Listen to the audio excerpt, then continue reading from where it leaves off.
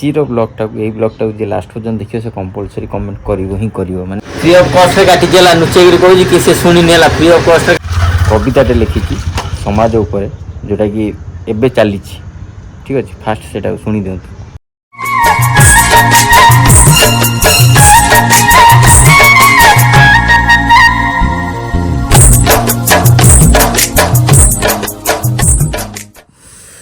Good morning भाई मैंने good morning very good morning दिन आ जाए देखो जी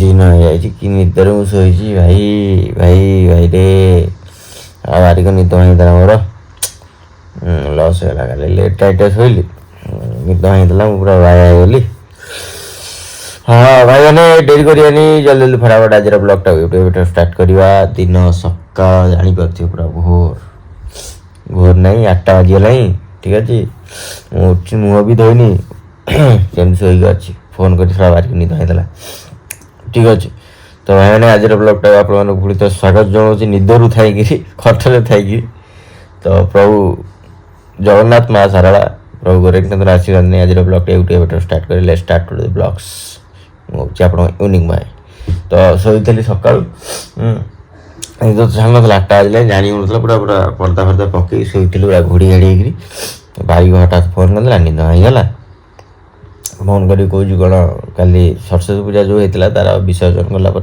खिचड़ी फिचड़ी है रात फोन करदेला खाया मुझे खाइली एवं फोन कर तू आस खाइबू अद्भुत पिला निद शोई फोन कर नंबर सेव कर खाली नंबर आई मुझे जानी निद गोटे हाँ खिचड़ी खाइबा किए आकाश कौच ये नंबर कौन मुझे सियालदार कौच कमेंट कर नंबर सेव कर ना कहीं अच्छी ना मुझे जानी बार सोधी सारे सका 8टा बाजिला शोचु जो फटाफट ब्रश कर टिफिन कर दे आसी टिफिन आम आज खिचड़ी हम देखे आप चलते सका आसिक देख मत चामच धरकरी खिचड़ी उसमें क्या अच्छा बासी खिचड़ी गरम कर आएगा हाँ सकाल फोन करी मो निद्रा खिचड़ी खाऊ चम्मच खोज रहा है सोच रहा है ना इसमें लेना तुम्हें चम्मच तुम ही खाओ चम्मच से अच्छा ठीक है हाँ और क्या बोल रहा है बोल कुछ नहीं बोल रहा अरे गाना चला दिया भैया कथा कौन बर्तमान टाइम कितना कह दो टाइम कितना हुआ बोल तुम अपना मुंह से बोल टाइम कितना हुआ टाइम देखना पड़ेगा भाई देख 1:38 1:38 चूड़ दाढ़ी काटी मत बस रखी केत समय देख मुझे जाए घर खाई पी खरा आसी सारे रोसे कर खाई पी आसानी है बापा शोले मत चूड़ काटी गोटे भद्र लोक देख ये निजे एके खाईनी निजे खाईनी से मैं काटी बोली मुझे बसिक रही आज पाई आज संध्या कर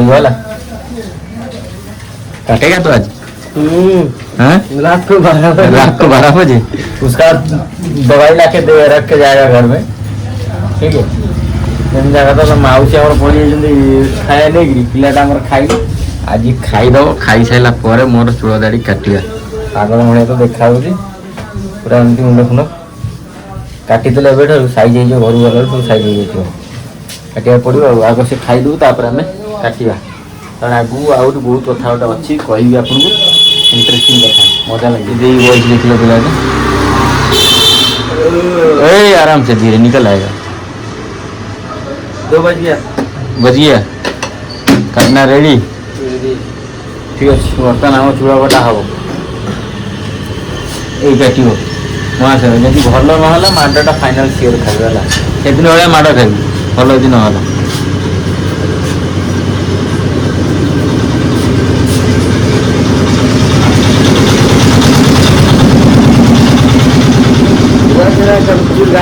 आरंभ हो चुटी कटा देखनी किए काटुच बारीक बाबू आम बारीक बाबू लोकल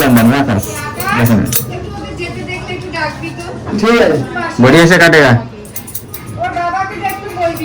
ठीक है घर जी पूरा हिरो कर छाड़ ना माड मैंने शरीर माड़ खाइए लाई मोर काटी चूड़ा देखनी देख कम देखा किए काटी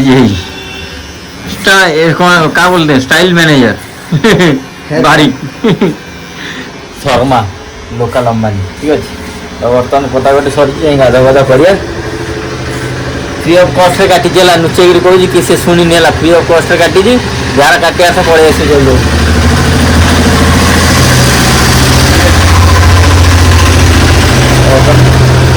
ଭଲ ତ ଲାଗୁଛି।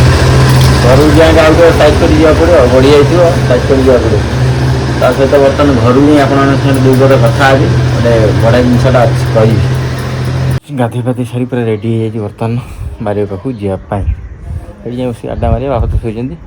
ତ କହୁଥିଲି କ'ଣ ଆପଣଙ୍କୁ ଯେ ଲାଷ୍ଟକୁ ଗୋଟେ ସସ୍ପେନ୍ସ ଅଛି, ତ ସସ୍ପେନ୍ସଟା ବେଶୀ ରଖିବିନି। ଆଜି ହିଁ ଜଣାପଡ଼ିବ ବ୍ଲଗ୍ଟା ଲାଷ୍ଟ ପର୍ଯ୍ୟନ୍ତ କିଏ ଦେଖୁଛି। କାହିଁକିନା ଆଜିର ବ୍ଲଗ୍ଟାକୁ, ଏଇ ବ୍ଲଗ୍ଟାକୁ ଯିଏ ଲାଷ୍ଟ ପର୍ଯ୍ୟନ୍ତ ଦେଖିବ ସେ କମ୍ପଲସରି କମେଣ୍ଟ କରିବ ହିଁ କରିବ। ମାନେ ମୁଁ ଗ୍ୟାରେଣ୍ଟି ଦେଇ କହୁଛି, 100%, ମାନେ ଗ୍ୟାରେଣ୍ଟି, ମାନେ 100% କମେଣ୍ଟ କରିବାକୁ ବାଧ୍ୟ। ଆଜିର ବ୍ଲଗ୍ରେ ଲାଷ୍ଟରେ ଏମିତି କିଛି ଅଛି। ତ ଡେରି କରିବିନି, ଫଟାଫଟ ସେ କଥାଟାକୁ ଆରମ୍ଭ କରିଦେଉଛି, ଆପଣମାନଙ୍କ ଆଗରେ ଦେଖାଇ ଦେଉଛି। ତ କଥାଟା ବିଶେଷ କିଛି ନାହିଁ। ଆଜିର ସମାଜର ସାଧାରଣ ଦର୍ପଣ, ଜଷ୍ଟ ଟିକେ ଗୋଟେ ଦର୍ପଣ ଦେଖିବାକୁ ଚେଷ୍ଟା କରୁଛି, ଯେଉଁଟାକି ଆପଣ ଦେଖିସାରନ୍ତୁ, ତାହାପରେ ମୁଁ କହିବି। ନା ଆଗ କହିଦେବି, ଜଷ୍ଟ ଅଳ୍ପ ଆଗ କହିଦେଉଛି। ସେ ଦର୍ପଣର ସମ୍ପୂର୍ଣ୍ଣ ଅଧିକାର ହେଉଛି ମୋ ଭାଣିଜୀ। ସେ ମୋ ଭାଣିଜୀର ଗୋଟେ ଛୋଟିଏ ପଦ୍ୟଟେ, ଗୋଟେ କବିତାଟେ ଲେଖିଛି ସମାଜ ଉପରେ, ଯେଉଁଟାକି ଏବେ ଚାଲିଛି। ଠିକ୍ ଅଛି, ଫାଷ୍ଟ ସେଇଟାକୁ ଶୁଣି, ମାନେ କେହି ଦେହକୁ ନେବେନି। ଏଇଟା ଗୋଟେ ପଦ୍ୟ ଯେଉଁଟାକି ସମାଜରେ ଘଟୁଛି। ତ ଦେହକୁ ନ ନେଇକରି ଏହାକୁ ଶୁଣନ୍ତୁ, ଏନ୍ଜୟ କରନ୍ତୁ। ଠିକ୍ ଅଛି। ହଁ, ତୁମେ କହୁଥିଲ ନା, ହଁ ତୁମେ କହୁଥିଲ ନା ତୁମକୁ ଭଲ ଲାଗେ ସେ ସହରୀ ଝିଅ, ତୁମକୁ ଭଲ ଲାଗେ ସେ ସହରୀ ଝିଅ ଆଉ ତାର ସେ ବିଦେଶୀ ଭାଷା। ସେ ଲୁଚେଇ ରଖେ ତା ଓଠରୁ ମାତୃଭାଷାର ସ୍ୱର, ସେ ଲୁଚେଇ ରଖେ ତା ଓଠରୁ ମାତୃଭାଷାର ସ୍ୱର, ହେଲେ ଲୁଚେଇ ପାରିନି ତା ଦେହର ବିଶେଷ ସ୍ଥାନ। ମୁଁ ତାକୁ କହିପାରିବିନି ସେ ଲୁଚେଇ ପାରେନା ବୋଲି। ବାସ୍, ସେ ଲୁଚେଇବାକୁ ହିଁ ଚାହେଁନି ତା ରୂପ ଯୌବନକୁ ତୁମ କ'ଣ କାହାରି ନଜରରୁ। ମୁହଁରେ ମଣିଷ ତିଆରି ଧଳା ପ୍ରଲେପ ଆଉ ଓଠରେ ଲାଲ ରଙ୍ଗର ମଲମ। ତା ଭିତରେ ତୁମେ କ'ଣ ସିଏ ବି ନିଜକୁ ସୁନ୍ଦରୀ ଭାବେ କାଉଁଲି ଝିଅ ଠାରୁ ସେ ଭୁଲିଯାଏ କାଉଁଲି ଝିଅର ଶାଢ଼ୀ ଆଢୁଆଳରେ ତା ସୁନ୍ଦରତା ଲୁଚିଥାଏ। ତା ଓଠ ପାଇଁ କୌଣସି ଲାଲ ମଲମର ଆବଶ୍ୟକ ନାହିଁ, ତା ହସରେ ହିଁ ହଜିଯାଏ ଆଉ ହୃଦୟଟା ବିଭିଜିଯାଏ। ବାସ୍, ସେ ସହରୀ ଝିଅ ଯାହାକୁ ତୁମେ ଭଲ ପାଅ, କିନ୍ତୁ ମୁଁ ଲେଖୁଛି ଗୋଟେ କାଉଁଲି ଝିଅକୁ, ଯିଏ ନଈ ପଠାରେ କୁହେ ମନର କଥା ଆଉ ସଖୀମାନଙ୍କ ସାଙ୍ଗରେ ବିତଉଥାଏ ତା ଜୀବନଟା। ବାସ୍, ସେ ସହରୀ ଝିଅ ଯାହାକୁ ଭାଣିଜୀର ରାଇଟିଂ ସ୍କିଲ୍, ଠିକ୍ ଅଛି। ତା କ'ଣ କହିବି, ଆଉ ବହୁତ କିଛି ମୋ ଭାଣିଜୀର ରାଇଟିଂ ସ୍କିଲ୍ ଅଛି। ଧୀରେ ଧୀରେ ଯାହାକୁ ମୁଁ ଆଣିବି, ଆପଣଙ୍କ ନଜରକୁ ଆଣିବି। ତ ଭଲ ଲାଗିଥିଲେ ନିହାତି ଲାଇକ୍, ସେୟାର, କମେଣ୍ଟ, ସବସ୍କ୍ରାଇବ୍ ନିଶ୍ଚିନ୍ତ କରନ୍ତୁ। ଆଉ କେତେ ଦୂର ସତ୍ୟ କେତେ ଦୂର ମିଥ୍ୟା ସେଇଟା କମେଣ୍ଟ ମାଧ୍ୟମରେ ନିଶ୍ଚିନ୍ତ ଜଣାନ୍ତୁ। ରହିଲି, ଜୟ ଜଗନ୍ନାଥ। ଆଉ ଥରେ ଦେଖା ହେବ ଆପଣଙ୍କ ସାଙ୍ଗରେ ସୁନ୍ଦର ବ୍ଲଗ୍ରେ, ନେକ୍ସଟ ବ୍ଲଗ୍ରେ। ଠିକ୍ ଅଛି।